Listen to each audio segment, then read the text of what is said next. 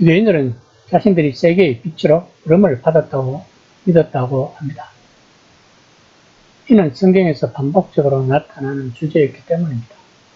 바울을 포함하여 많은 유대인들은 하나님이 이스라엘을 선택하시고 그들을 나머지 세계를 위한 덕의 표지로 삼으시기 위해 그들에게 하나님의 율법을 주셨다는 사실을 자랑했던 것입니다. 바울은 핵심 전까지만 해도 이스라엘 민족의 이러한 부르심을 굳게 믿었던 것입니다. 그러나 바울은 십자가에 달리신 예수를 메시아로 인정함으로써 바울은 이스라엘 전체의 역할을 제고하지 않을 수 없었습니다. 이는 범죄자에게나 해당하는 수치스러운 죽음을 당한 메시아이기 때문입니다. 그들이 생각하는 메시아와는 전혀 다른 모습으로 나타났기 때문입니다. 하지만 하나님은 자신이 하신 낸 약속을 그런 식으로 성취하셨던 것입니다. 이스라엘은 하나님이 맡기신 과제에서 완전히 실패했습니다.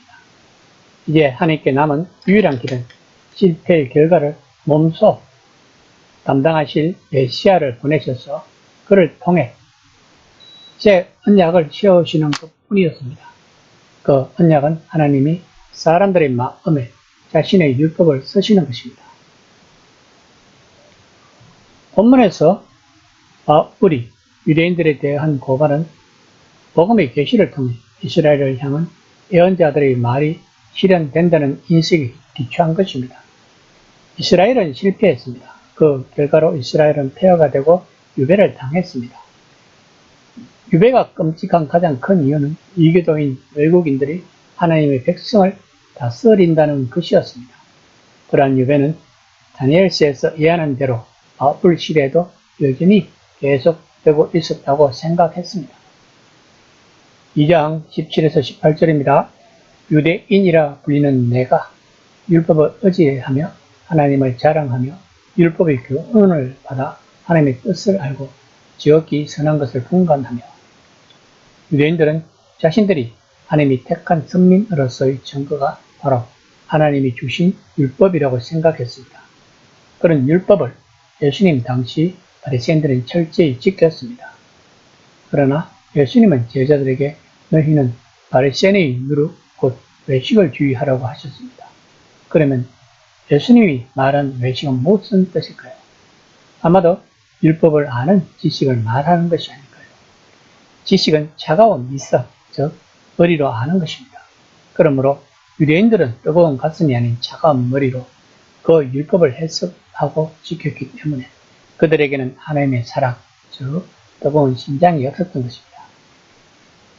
2장 19에서 20절입니다. 맹인의 길을 인도하는 자요, 어둠에 있는 자의 빛이요, 율법에 있는 지식과 진리의 모본을 가진 자로서 어리석은 자의 교사요, 어린 아이의 선생이라고 스스로 믿느니.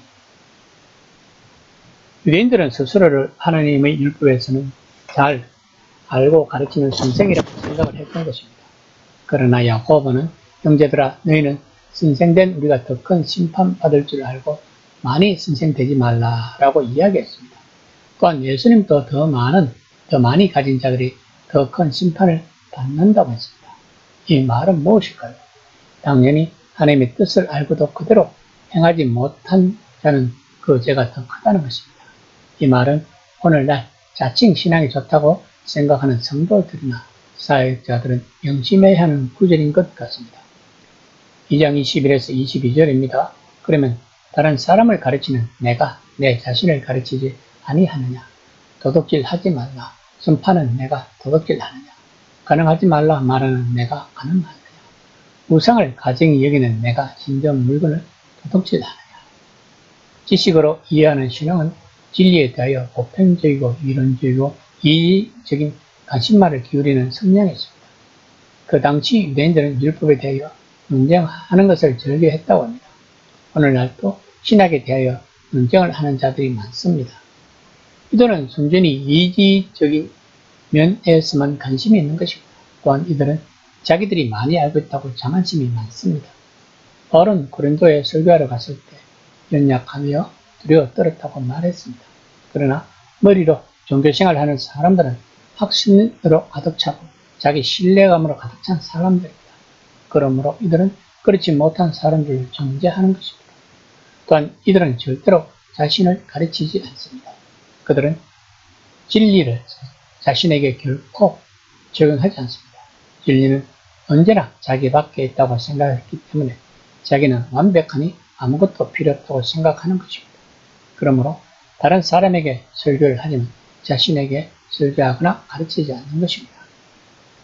2장 23에서 24절입니다. 율법을 자랑하는 내가 율법을 범함으로 하나님을 욕되게 하느냐. 기록된 바와 같이 하나님의 이름이 너희 때문에 이방인 중에서 모독을 받는도다.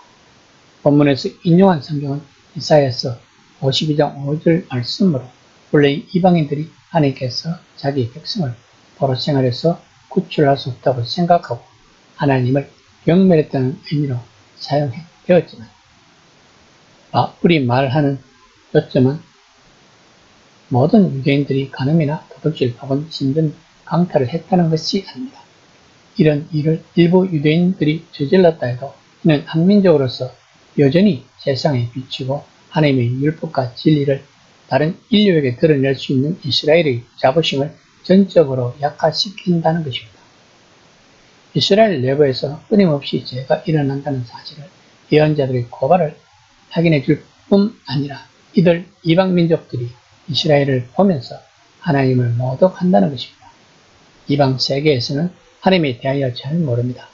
그들이 알 수 있는 방법은 하나님 나라의 백성이라고 자처하는 유대인들의 삶을 통해서 알 수 있는 것입니다. 그러므로 유대인들이 머리로 이해하는 신앙생활은 도저히 하나님 나라의 백성으로서의 삶을 살 수 없다는 것입니다. 이에 대한 유일한 해결책이 예수님이 메시아로 오셔서 이 모든 문제를 그의 어깨에 짊어지고 새 언약을 세우실 것이라고 바울은 말하고 있는 것입니다. 그 새로운 언약은 사람들의 내면에서부터 변화가 되어 그들의 심장이 하나님의 사랑으로 뜨거워질 수 있는 것입니다. 이스라엘은 자신의 소명에서 실패했습니다. 그 실패를 교훈 삼아 예수님 당시 바리새인들은 율법을 정말 잘 지켰다고 합니다. 그런데도 불구하고 예수님은 바리새인을 향하여 독사의 자식이여 해치한 무덤이라고 비난했습니다. 그들에게는 하나님의 사랑이 없었던 것입니다. 하나님의 사랑이 없으면 이웃 사람을 사랑할 수 없다는 사실을 우리는 알아야 합니다. 성경이 말하는 전체 주제는 하나님 사랑과 이웃 사랑입니다. 그러므로 유대인들은 실패했다는 것입니다. 그러면 오늘날은 어떤가요? 예수님을 믿지 않는 사람들은 기독교에 대하여 알려고 한다면 그리스도인들의 삶을 통해서 예수님을 알 수 있을 것입니다. 오늘 본문 말씀처럼 다른 사람에게 요란하게 예수님을 믿는 거룩한 성도라고 자신을 소개하면서 그에 따르는 삶이었다면, 그래서 믿지 않는 사람들이 기독교에 대해서 실망을 한다면 이는 예수님이 우리들을 위해서 십자가의 처형까지 당하셨다는 것이 아무 소용이 없게 되는 것입니다. 현재의 진보적인 신학자 중에서 유명한 마커스 복은 기독교는 뜨거운 심장의 종교라고 말했습니다. 그 뜨거운 심장을 주기 위해서 예수님이 십자가에서 처형을 당하셨다는 것을 우리는 알아야 합니다. 그 뜨거운 심장이 있어야만 우리들은 하나님 사랑과 이웃 사랑을 할 수 있는 것입니다. 그러므로 우리들이 구할 것은 성령이 충만하여 그 뜨거운 심장을 달라고 기도하는 것입니다. 이 시간에 생각해 봅시다. 나는 차가운 머리로 종교생활을 하고 있는지 아니면 뜨거운 심장으로 신앙생활을 하고 있는지